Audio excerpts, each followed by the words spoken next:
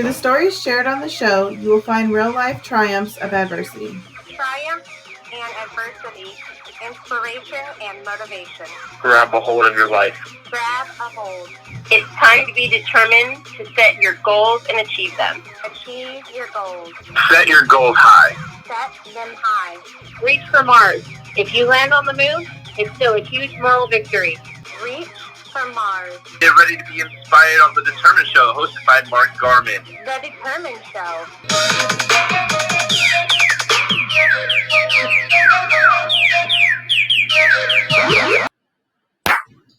What's up, everyone? It's Mark Garman here with The Determined Show. Each and every week, I try to bring on someone where you can gain a little bit of inspiration and carry it on with you. So, today, I have on a very special guest. It is going to be Renee Walker. And I know I didn't get her name, so she'll come on and correct me. But she's going to come on and share her amazing story with you. So without further ado, here she is in 3, 2, 1, boom.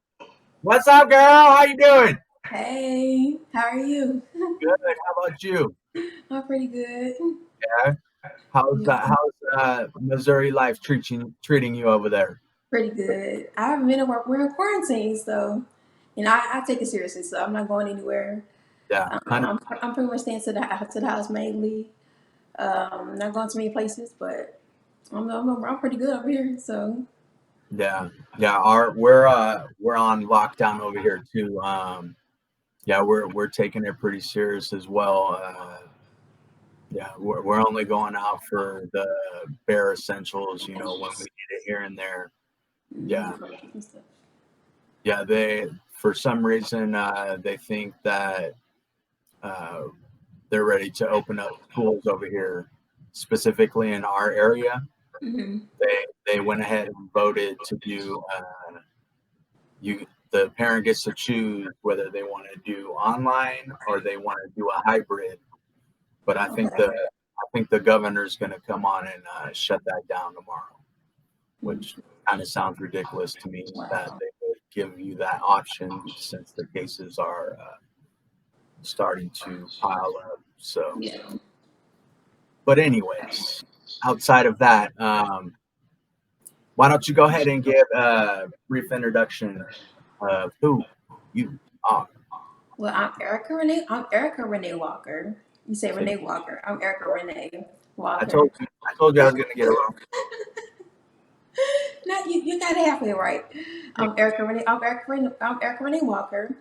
I am a author of my first book, Through the Lens, a book of short stories. I wrote the book is geared to help on the younger generation who may deal with difficult issues of life, such as like isolation, peer pressure, inadequacy, self-esteem issues, and things of that nature. I wrote it while I was in college. It took me maybe a little year and a half to write it, maybe. It was actually a class assignments, but I compiled it into one book and got it published. So there you go. That's amazing. Thank you. Yeah, and then so what? What did you go to school for? I went to school for media studies, and initially, I went to school twice. So first, I went to school for communications. I went to University of Phoenix online. Then I wasn't quite satisfied, and I still want to learn. And so then I enrolled in the University of Missouri St. Louis. It's also called known as UMSL. And I enrolled. I had took up media studies, and that's when I found my niche and what I want to do in my life. So there you go. And then so you said that your book was compiled of a whole bunch of short stories that you just did throughout your schooling or one specific class? Well, I did it in one specific class, but I wrote it while in college, and I wrote my last story. It's 4 short stories altogether. I wrote the last one when I got home. I started in school, but I finished it when I got home. And so they're all pretty near and dear to me. They have true facts in them, But let you know in person, you would know what's real and what's fake because I did embellish some things. So, but it was fun to use my imagination to create different stories. And I know people go through different issues, so I compiled a little bit of everything in each story. So yeah, like isolation deal with one, and then different stories, self esteem, things like that. So the all different messages each one in each story, and some have multiple messages. So you have to get the book and see. Yeah, for sure. We'll make sure that we post a link to your book in the description for sure. So let's go ahead and dive into why you're on the show here. Let's do it. So I'm going to. So what had happened is I saw a video of you doing your physical therapy, Okay. and I was like, man, you know what? She needs to get on here and be on my show. Thank I you. was inspired by the video, you know. Thank you.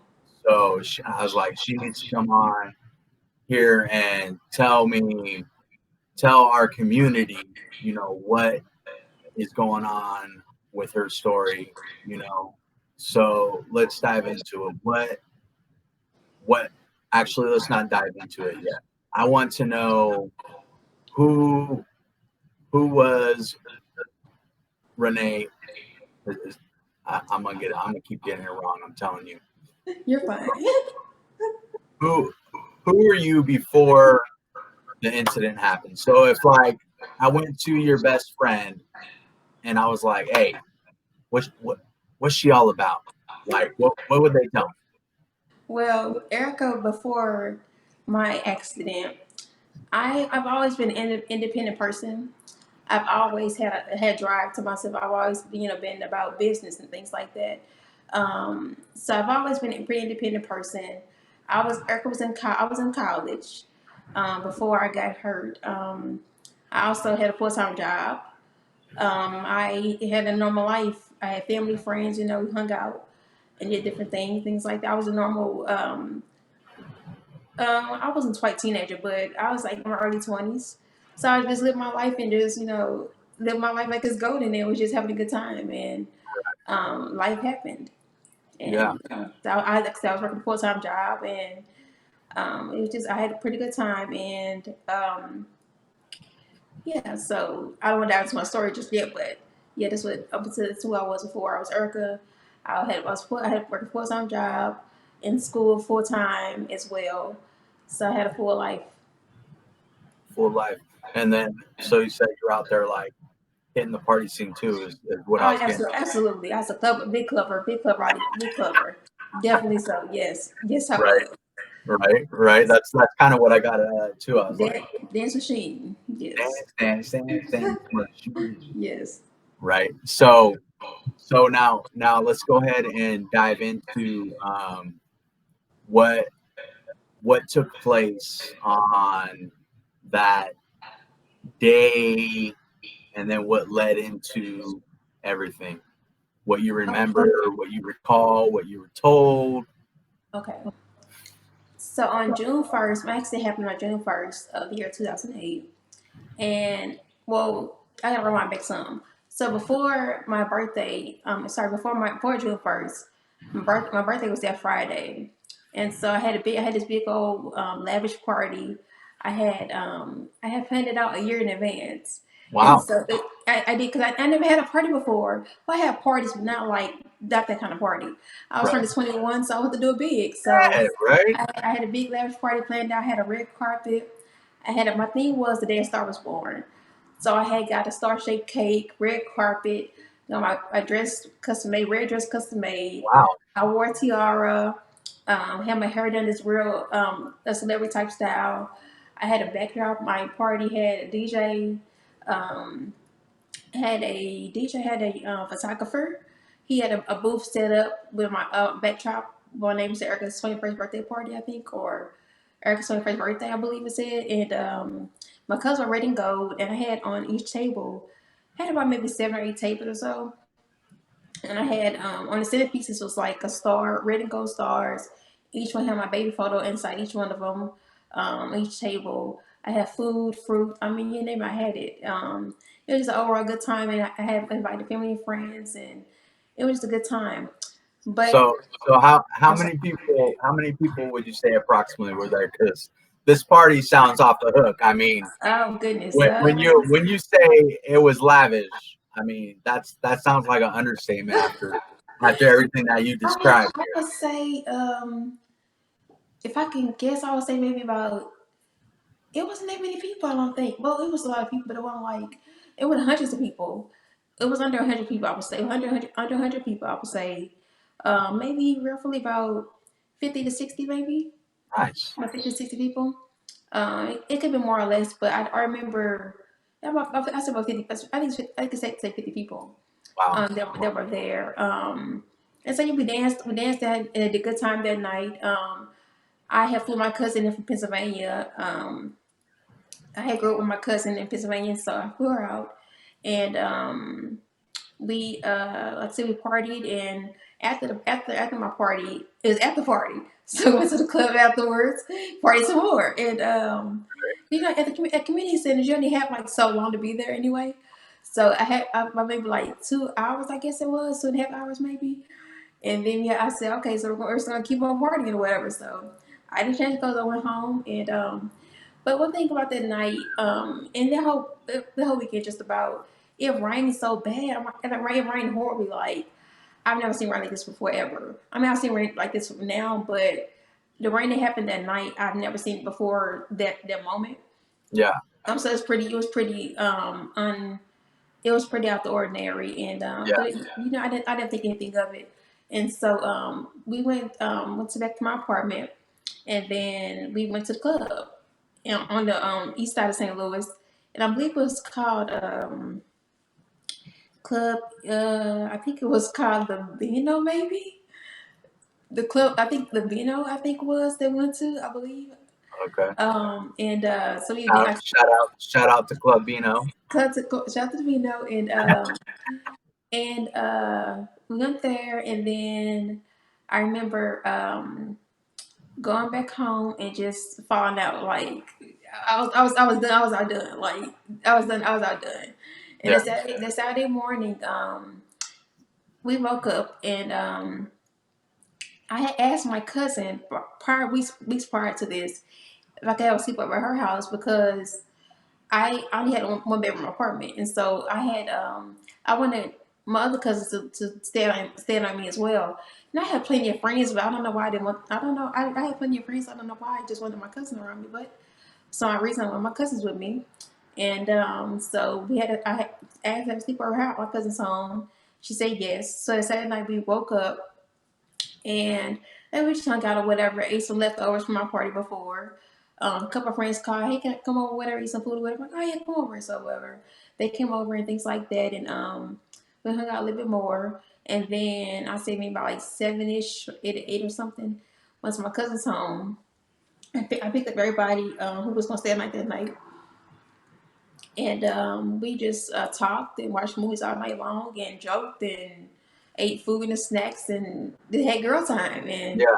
that was it. And then comes Sunday, June 1st, the day that hit it all. I woke up to, oh my goodness, I woke up to like aroma of like, I'll make you hungry, but like bacon, eggs, pancakes, waffles. We had, I think, oatmeal or cream of wheat or something like that. Hold on, Fruits. let me go eat real quick. Right. So yeah, it was. I mean, so much food was like a buffet. It was so much food, like toast and sausage, and oh my god, it was so much food. And so woke up and ate breakfast and things like that. Then we lounged around some more, and then I believe about maybe like 3 or 4ish, maybe. I had maybe later than that. Went back to my place to change clothes, and so my cousin stayed at home to change clothes. All together, it was a total of 5 of us, and I had to drop my cousin out to her vehicle because she couldn't hang out that day. So and to drop off at her vehicle because we were in the shop, and then I also went back to my apartment and changed clothes. 'Cause I didn't take a change of clothes to my cousin's home for some reason. I don't know why I didn't, but we just didn't. And changed clothes at my place or whatever, and then went to my picked them back up after dropping them off, and then went to my aunt's house, and then went to my grandmother's home, and then we went to the city of St. Louis, and that's where my accident occurred. And that night is very it's kind of foggy a little bit, but I remember writing down it's the street called in St. Louis called Grand, and it's I guess it's a popular street. I don't know. I guess it's popular. Um, it was on Grand, and I was thirsty, and if you might know me back then, I hate being thirsty. So I had to stop because of the drink.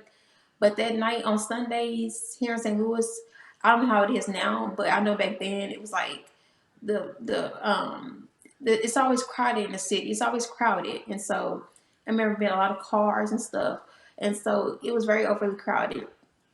And so I went to and like I said, I wanted something to drink, so we pulled over, and at a particular gas station, it was really crowded, and so I went across the street to another gas station, and it was less crowded, and we got out the car and went into the gas station. I bought my cousin snacks where they wanted, things like that, and went out, and everything else pretty much just a blur, pretty much after that. But I was told that shots were fired, and that I can't recall. They said I ducked. I don't recall ducking, but they said I ducked. And where I got shot at, it's apparent because it's because where it happened at. So it's obviously that I ducked because that's where I heard it. So, but I had a crown on that night. I was a princess that whole weekend. You couldn't tell me anything. I was just a princess the whole weekend, and Right. And you still are. You still are. I graduated to queen now, so I'm a queen. Oh, watch out! Watch out! Yeah. So so I that happened, and then I was told that they called the ambulance, and so I was rushed immediately to the school hospital, and I had to have a bedside surgery, and they had to drain my brain because I was shot in my head. So when when the bullet struck, it really, I guess, made my head enlarged my head or something. I guess the impact created some kind of, I guess, made it swell or whatever. Yeah. And so it impacted it that way. And then after my brain was drained, I had to have surgery. And so I wasn't expecting to make it through the night. They was like, well, it's not looking good. Yeah. And So when you went into the hospital, they had to remove a piece of your skull because your brain was swelling. No, they had to drain it to make it size it back down. I never had to take a piece of my skull out. And so I thank God for that, because I know a lot of people that have brain injuries, they do have skulls removed or part of their brain removed, but I didn't have any of that. That happened to me. They just had to drain it to where I guess it would shrink back down to, I guess, normal regular size. And even then, I think it still wasn't all the way down, but it was enough to maintain it or manage it to where I guess it could eventually go back to its normal form. Right. So it wasn't that impaired, but when the bullet struck, it shattered all over the place. Like it did different things. Like I couldn't talk for about 4 months. So it kind of like ricocheted in there and whatnot. All over the place. Messing my vocal cord, my mobility cord, equilibrium, my voice box, or my vocal cords, things like that. It just did a lot of damage. Like it did a lot. So it went in one area. Did it actually like exit another area, or did it stay? It shattered. It shattered inside. Oh, so it's still a fragments inside. Oh wow! Now I don't know if they're dissolved right now. I'm not sure, but they're still there, I guess. Wow. So when you go in through a metal detector, I don't go off. I don't go off. No, I don't go off. Well, I do. I go off. Yeah, I do. I have this this big old thing right here. Oh wow. I got metal all up in me, you know. Oh So wow. yeah, I go off through the metal detector, and they're like, oh wait, and then Stop. Go back. they gotta do the wand thing. I'm like, come on, Okay. man, all sorts of metal up in me, man. Leave me Wow. alone. Yeah, leave me alone. You know. So yeah. So the bullet went in there. It basically went around and then shattered, right? So once it shattered, you went into the hospital. They had to cut some sort of hole to drain, Yes. in the blood, right? To drain the blood, To right? drain, I guess to drain my brain. I just say drain my brain to Yeah, alleviate some of the pressure, or whatever. So right. yeah. So once they did all that, what happened next? I was in a coma, Okay, and the doctors they had talked to my family, and they were like, "Well, um, it's not looking good." And so my for weeks, like it was touch and go for weeks. And so when they had a conversation with my family, I guess I don't know the time period that went past. I'm not exactly sure about that, but I know they had a conversation with them, asked them if they want to pull the plug, and it was like a big deal. And well, yeah. so my like it wasn't like a no, but it was more like a yes, no. It wasn't like a yes and no. It was like a deliberation kind of thing. And so, but my cousin, she was like, no, we're gonna give her a chance. And so, my father wasn't having it, and my mother, she's pretty distraught. So I don't think she didn't want it, but it's like, I don't have children, so I don't know what it's like to be in a predicament, because like it's like you don't want to say yes, you don't want to say no. It's like, but you don't want them to be like. And the doctor said I'll be a vegetable. And so it's Yeah, like, don't want you to look like this, or don't want you to look like that. So it's kind of hard to decipher, right, which way to go. So because I'm not a parent, so I don't know, how that feels. But she wasn't and you, she was in good shape, and so yeah. so my cousin was kind of the mouthpiece for that, and so they gave me a chance, and here I am. There you are. Clearly, I'm no vegetable. Clearly, I'm no vegetable. Hey, So no, and you look great. You look fantastic. thank you. Yeah. So the decision was made not to pull the plug, right? And then, so was your coma was an induced coma, I'm assuming, right? Yes, it was induced. I was in Yeah. a coma for about a month and a half. Okay. And then how many brain surgeries did you have? I had two. After the first one, I wasn't showing very many signs of like brain. I wasn't showing much brain activity, and so it was kind of like I was just there. It may have been minimal brain waves, but not very many. And so they was like, well, you have to go in again. And so but before that would happen, I had to be transferred to another hospital for extended care. And so I once went to the other hospital, an infection was found in my head, and I was also having trouble breathing. So all that was going on, and so it was determined that I had to have a second surgery. And so after the second surgery, I started showing signs of like more brain activity, more brain waves, things like that. So I was coming back around. So yeah, Good to go. by the grace of God, by the grace of God. Right. Hallelujah. Yeah. I was put in a barbiturate coma as well. I had, infection as well. I had to get the bone removed, and young age as well, So yeah, my family went through it, as well. So, it's tough, not only on us, but the other people around us that love us. Yeah, it is. And then, so remind me one more time, how old were you? 21, right? 21. 21, right? So when everything was said and done, you came out of your coma. Yes. What were the first memories that you had once you came out of your coma? Well, I remember seeing nurses. So Okay. I'm like, what are these people doing to me?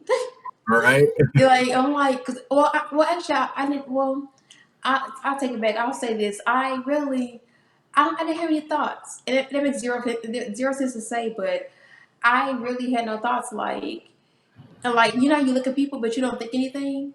It was like that. I just really didn't think anything. Like, Yeah. I seen people hooked to IVs, things like that, but like, I didn't think like, what is that? What are they doing? I never thought anything like that. I'm just like, but what would have me here laying in the bed not knowing what's going on? Like, my brain, I guess maybe it's like my brain didn't register or something. I don't know, but I didn't have those thoughts like, oh, what happened to me, or I didn't have those thoughts until I got to like maybe like my third hospital, and I was more aware of school. I was active in therapy and stuff like that, and moving around more and things like that. But before then, I really didn't think anything. I didn't think anything like.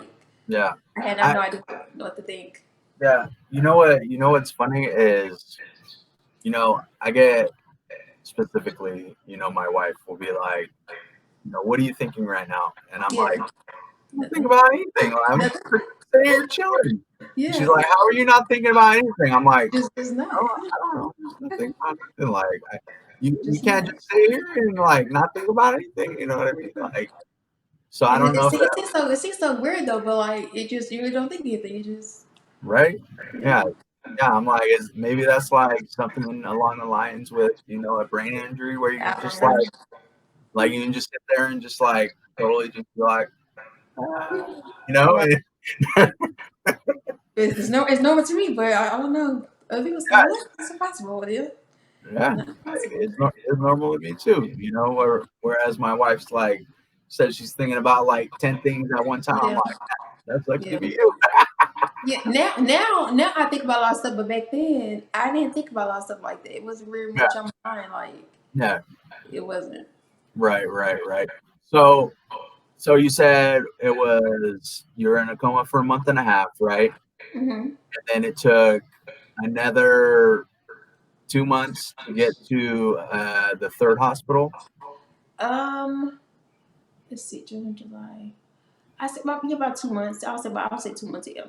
Yeah, so 2 months to get to the third hospital, and then at the third hospital, that's when you started doing your therapy. Mm-hmm. Yes. So once you started doing your therapy, what state were you in? Like talking, moving? No, I was not talking. I have a scar. I don't know if you can see it or not, but I have a trach scar. I had a trach in my throat, so I was to a trach. Mm-hmm. So even in therapy, I had to have a trach. I had a feeding tube in my stomach, so I was thinking all these things connected to me. It's like it was so painful. Therapy was so painful. My God, like think about it back then. I still could feel the pain, like even now, like and it's so many years ago, but. I remember being so painful and got all these different things, and it was terrible.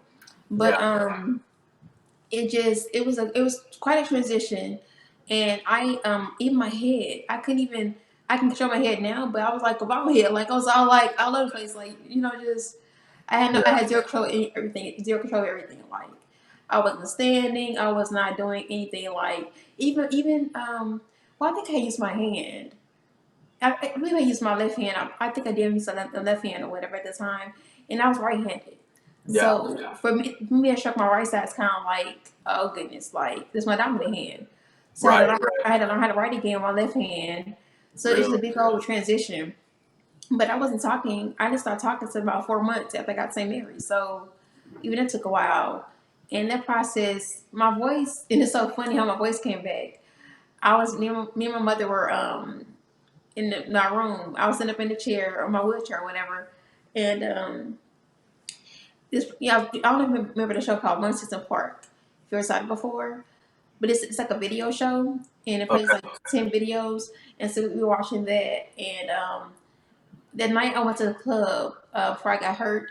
I remember hearing a particular song, and I began to hum it, and I'm like, Mom looked at me. She said, "Erica, are you talking?" I looked at her like, I don't know. Like, well, I was thinking like, and then my eyes like this, like, I don't know. But and she was like, "Say hi, Mom." And I looked around like, I said it like kind of like, "Hi, mom." Like it was kind of like it wasn't very clear, but it was kind Yeah. of like, and she was like, "Ah!" It was she really just she lost it. Yeah. That, Yeah. that was a good day, and she didn't call out. She was calling people or whatever, and like she was just so excited. Yeah. But yeah, that's a great day. And so I have great moments like that, but I don't remember exactly my whole journey. But I do know that I lost my feeding tube. Well, I didn't lose it, but like I got my feeding tube taken out. I can eat regular food at St. Mary's, and so I also got my trach taken out. And it was so I felt like I was supposed to be to breathe because I had it for so long. I'm like, how am I gonna breathe without it? You know. Right. But and I was like, I said, well, can you leave the mask next to my pillow? And they were like, okay, like you're fine, but okay. So I'm like, I just feel my better. I just feel more comfortable. Like I just really need to know I can breathe or whatever. So Yeah. I remember in the middle of the night, and I was like, I put the mask on my face. I'm like, I panic. I'm like, and I'm like, oh, I can't breathe. So it was just so many different things that it's just so interesting things. I don't know if I couldn't breathe, but I just like I couldn't breathe or something. I don't know, but Right. yeah, Right. yeah. Yeah. I had trach as well. I did. Yeah, I see how I see it. Yeah. Yeah, It's crazy, like the advancement in yeah, because mine was in 1997, so my scar is pretty gnarly, because yeah. it was attached by 4 set of stitches, and Oh wow, yeah, and my I scar's see. pretty gnarly. Yeah. I see it. Yeah. I don't think I had stitches. I just they just put a bandage over it Yeah. and it just closed. Yep. Yep. It just closed naturally. So Yeah. Yeah. Like I said, the advancement in medicine is yeah, ridiculous. it's definitely gone far. Oh yeah, for sure, Definitely for gone sure. far. Yeah. Now, so that was the speech aspect of it, which is incredible. Because obviously, you're fluent now in your Yes. vocabulary, and doesn't seem like you have any aphasia at all whatsoever. Um, so, do you notice like you have like any aspects where you lose uh, thoughts in your words? Yes. Okay, so then maybe a little bit of Yes. I was like, what was I saying? Like, I mean, I can remember it. Like, it's why I said, well, and it's so funny because like I can say alphabet and I say A B C D E F G now and I remember it. Like, I have to do stuff like that, but like it goes sometimes, but it come back like either within the next minute or so, or sometimes the next day, sometimes a week later. It varies. It varies. It just depends. But I do have moments when I'm like I lose train of thought sometimes. yeah, But for sure. yeah, Yeah, I do have those moments. yeah, for sure. Now, so do you have 2 bachelor degrees, or how is it? I have associate degree in communications and have a bachelor's in media studies. Okay, so and one was after your brain injury, right? But they both were. Oh, they both were after. Hmm. So I was in school, but I didn't get to graduate though. I was in school at the time. okay, so now this is perfect, for our community because I received my MBA after my Hey, stroke, congratulations! right? Yeah, Yeah, so it is possible, absolutely. to get these to get these degrees, After.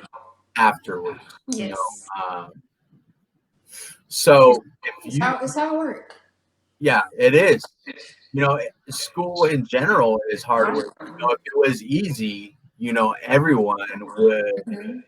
would do it, and so being with that being said, and we kind of touched on it a little bit already, I know I have memory problems, Mhm.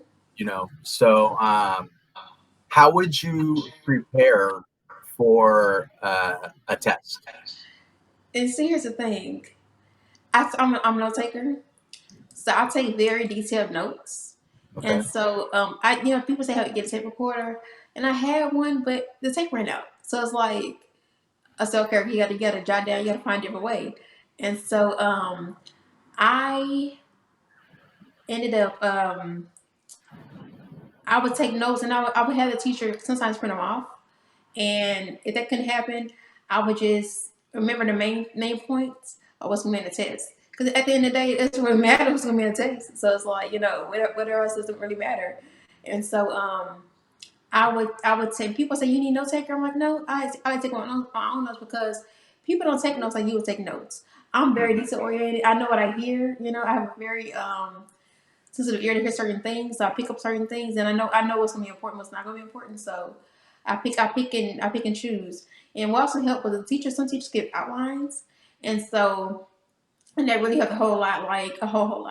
And I will also read my notes at nighttime, and I made a dean's list like at the Braintree. Like I was on honor roll before my elementary, but I made a dean's list. Like, how awesome is that? Like, the Right. dean's list. Like, I had 3.8 GPA, I believe. Watch out. Watch Yes. out. So I just really so God is just so amazing, like how He just works. And so but yeah, I had a 3.8 GPA, and like I said, I took detailed notes. And also my school had services where you can get extra time to I think it was called the disability center or something. It was downstairs. Disability services, extra service, something like some disability something. And so I would get extra time for tests and assignments or whatever. Yeah. And so but I never need the whole time. Like, you can double the time. Like, Yeah. if a test is like an hour, you get 2 hours. Yep. And vice versa. 2 hours, you get 4 hours. So I'm like, I don't need 4 hours to take a test. Like, if I study, then I'm fine. And they're like, you check your answers? I'm like, yeah. You double check it? I said, yes, I did double check it. Like, I'm so fast. Like, it's just so amazing. Like, how I retain information. And yeah, it's just my brain is it's amazing. Like, how I surprise myself sometimes. Like, Right. God is like, oh my God, like, you're amazing. So Yeah. 100%. Now, what I would do is, because we take our own notes, right? Mhm. And we study our notes. So, and we're seeing our notes anyways. Yeah. So there's a program on your computer called Audacity, and it's I on know that program. Yeah. it's on every computer. So what I would do is I would read my notes to Audacity, and then I would record it on my phone, and then it's called subconscious studying. So I would play it on loop while I'm sleeping. Ah, You wake up that's a good in the one. morning, wake up in the morning, That's a good and one. it's just playing all night. You go to read over your notes, and it's just like kind of like embedded in your brain. Yeah. And then also, like, you can remember a song. It's a different part in your brain, how you can like remember a song from like 20 years ago when you just hear it, and then all of a sudden you're like, remember the words. And I don't remember which part of the brain it is, but so what I would do is I would take the beats from a song, and I would lay it out on Audacity, and then I would take the words from my studying, and I would lay that out too, and play it on repeat. So yeah, like I was saying, you had your ways, and then I had other ways. So I'm just trying to. You have to make it your own. Because everybody brain injury is different. No brain injury is the same. Is what I found. No brain injury is the same. So our brains work differently. So what work for you might not work for me. So, and vice versa. So it's what works for you. Yeah. So I'm just trying to throw out some ideas. Yeah. To the community, and Exactly. as and because we're not stuck in the situation in our current situation, and so you went from the brain injury to your therapy, and then what happened as you were starting to start your therapy? That was You said what happened when I started my therapy, or That's where we were at, right? You were starting your therapy. okay, so um, like I said, it was very painful at first. I cried like the first few days. I cried like, what are y'all doing to my legs? Like these people are crazy. Like oh my god, ouch. Like it was very bad. And after a while, I had learned to take medicine before pain medicine before therapy. So by the time I have it, it'll kick in. I won't feel nothing. And so I would feel a little something, but it's not as bad as it would be if I didn't take pain medicine. But oh my god, it was so oh my god, it was so painful. Oh my god, just thinking about it, like maybe cringe, but yeah, it was so painful though. But I do remember that and I learned something every rehabilitation center I went to. I learned a new technique. Like I said, when I left St. Mary's, I was holding my head up. When I went to from there I went to Mount Vernon rehab center, which was like 20 miles away from my family and friends. And so I was the only girl there on the floor, only girl with a brain injury that from due to gun violence on the floor. It was just I was just eyeball out, and I was just there, and I remember feeling so alone. And I remember one point in time, I was angry, and I'm like, why am I not getting better? Like, why am I not getting better? Like, why am I not, why does what's taking so long? Like, I'm thinking it's just like a snap of the finger thing. Like, you get therapy and it's just magic wand. It's like, poof, you're walking up again or whatever like that. But it's not. That's not how it works. It's actually a process, and it's like I didn't get that. I didn't understand that. So it's like I'm thinking like I get rehab, in a couple months I'll be better. No, that's not what happened. I'm gradually getting better each and every, each place I went to, I gotten better. Got control of head movement from my St. Mary's. My learning, I was able to stand better.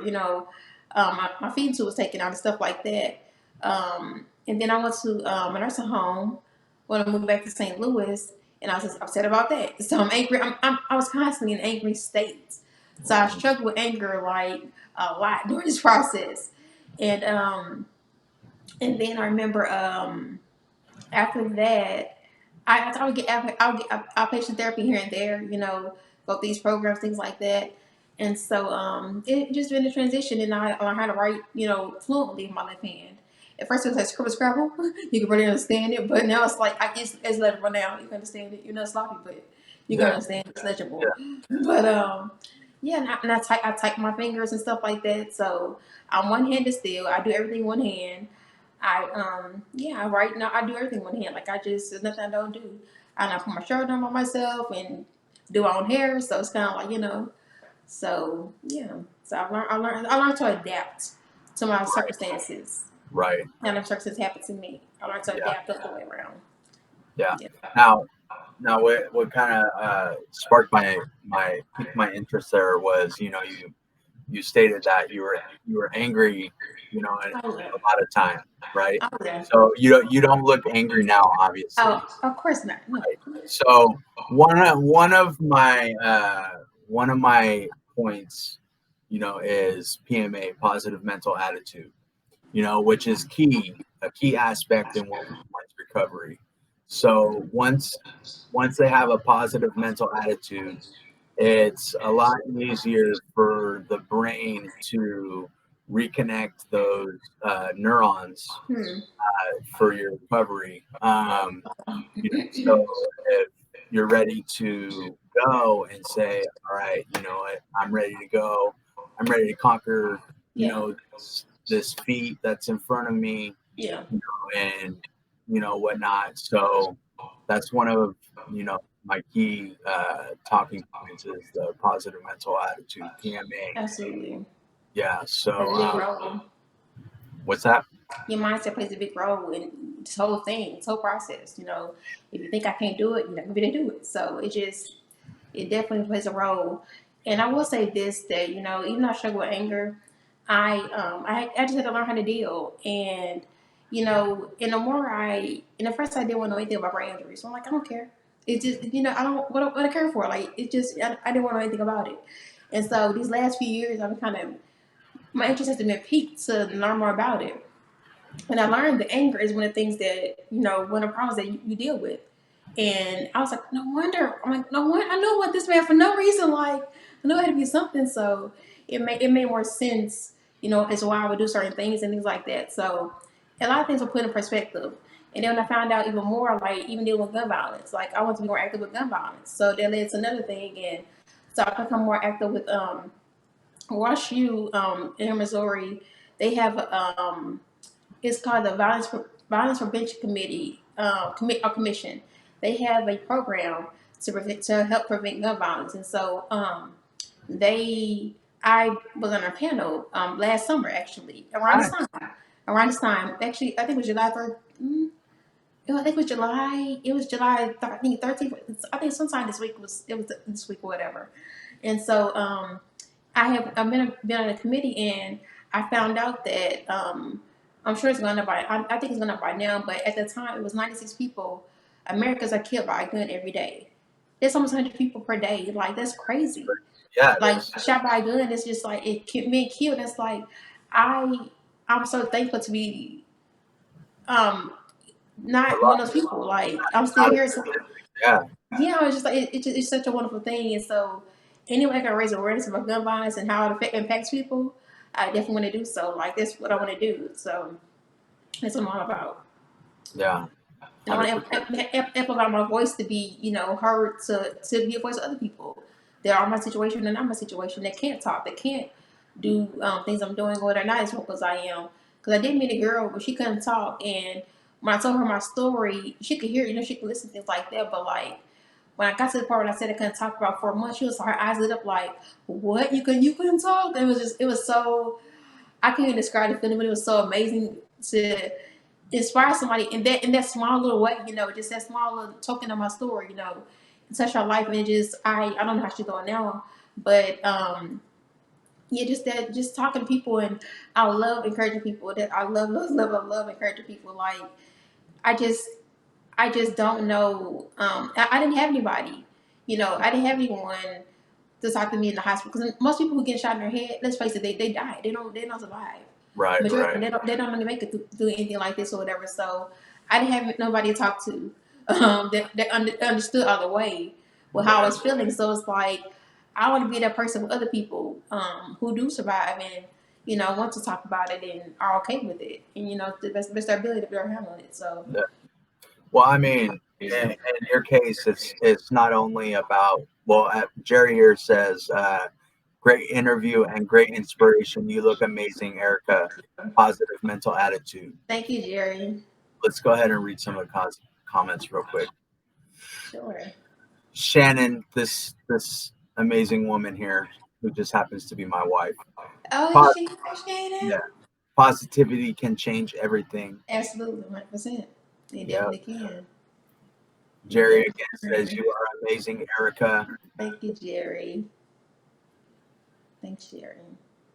Ann Norton, my cousin, who also lives in Missouri and had a show as well.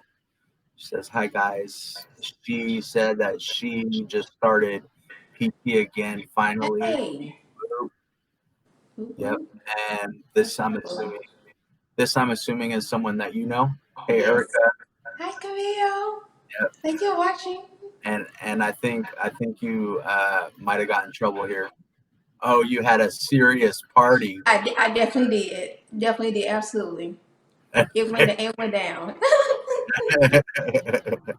Yes, it did. It went down. Yes, yep. Absolutely. And she said, wow, Erica, you have such a powerful testimony.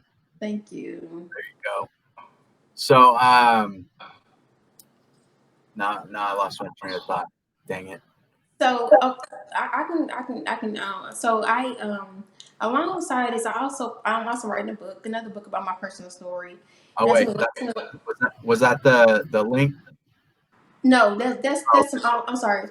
That's to my resource that we're gonna talk about in a few minutes. So, right. But I'm currently writing a book right now.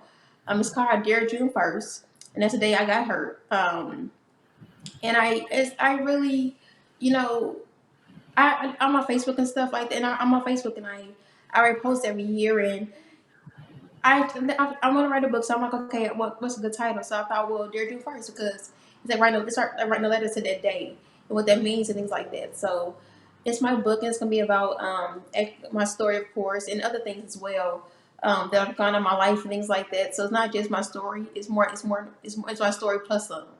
Right. So and it's a look into my a deeper look into my life and who I am, and who I was before, who I am now, who I'm thinking of becoming, or whatever, and things like that. So it's gonna be amazing, and Of course. so, but but I love to get interaction with people, just to, build our communities up and inspire people. And I'm all about positivity, encouraging people. Definitely And about that. yeah, and So, that's why I was like, hey, she needs to come on the yeah, Determined Show. so excited to be here. Yes. And So, Jerry wants to know what deficits you have right now. well, I'm not able to walk right now. Well, not without assistance. Right. So I can stand up right now, but I'm unable to walk. Take multiple steps right now, but I'm getting there. So There you go. There you one go. day at a time. One day at a time. One day at a time. Now, Okay. yeah, I totally. It's one of those stroke moments right now. I totally lost my train of thought when I went into the So comments. you talk about the resources. So the link that Jersey, Let me pull up the the link. link here. Hold on. Where did I put it? Okay. Where did I put it? There it is. Boom. Okay. So the link you see on the screen is linked to my seven keys to how to handle anger. It's 7 keys that I use personally myself that work for me. So I'm in several ranger groups on Facebook, and I noticed that a lot of people talk about anger issues. I'm like, oh, I create a resource for that or whatever, because I dealt with that too myself. So it really helped me a whole lot.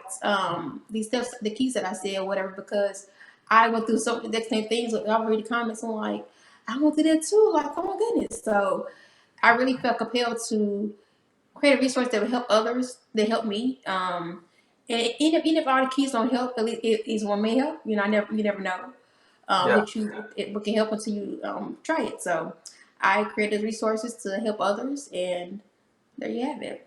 And Look hopefully, at that. I hope they do. So Yeah, that's awesome. find it, yeah. Yeah, because those groups. I'm obviously in a lot of groups as well.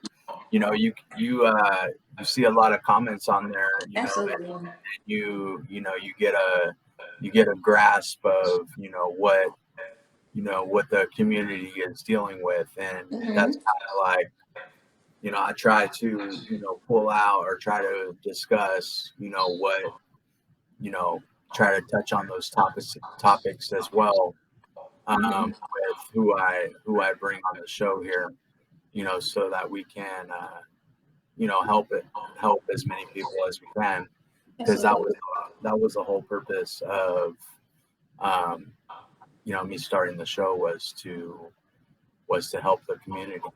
So yeah, and do you have any final thoughts for our community? Oh my goodness.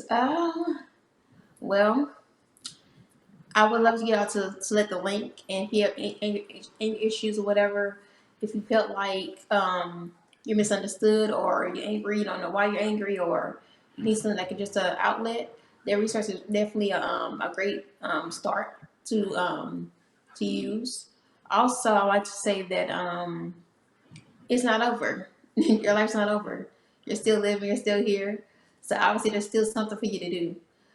Even if you're in a bad place right now, it gets better. And I know it was hard, to think that like, I know for me it was definitely hard to be like, see things changing, but they will change. Things are definitely gonna change. I mean, things don't stay the same forever, and you will get through this. So don't lose the faith. Keep the faith, and don't lose hope, and always believe in yourself and believe in God, and He'll take you the rest of the way. There you go. I love it. Now, my final thoughts for the community is, we have different people that come into our lives and share different aspects of their journeys. And as we found out today, Erica came in and shared hers. And, her journey is a little bit different than everyone else's that has been on the show thus far, and which is amazing because it gives a different spin Yeah. on what you can go through, and which is awesome because everybody can be touched, not, and as Erica has already said, not everybody's journey is the same. And I appreciate it so much for you coming on, Erica. Oh, thank you. I'm glad Thank to you be here. for taking the time to grace the Determined Show. Absolutely. I really appreciate it. I'm going to put all that information, the 7 keys to resource and anger, and the description. And if you want to know more about Erica, that'll be all in the description on YouTube. So I conclude all my shows with a prayer. So let's get to it. Okay. All right. Dear Heavenly Father, thank you so much for guiding me to Erica so that she can come on the Determined Show and share her testimony with the community and give them hope and inspiration that they too can get through their current circumstance. And please, I ask that you please watch over everyone given the circumstances that are currently going on throughout the world right now. In Jesus' name we pray. Amen. Can I say one more thing? Go for it. I have a slogan. I say, quit is an option, but it's not my option, and it shouldn't be yours. Love it. So, And I have a slogan as well for you to follow, Erica, as you continue your journey. okay. Ready? I'm ready. Pave a path for others to follow. Absolutely. There you go. Because you always have people watching, That's right. wondering how is Erica going to overcome what happened to her. Yes. So it might even be someone you don't even know that's watching you.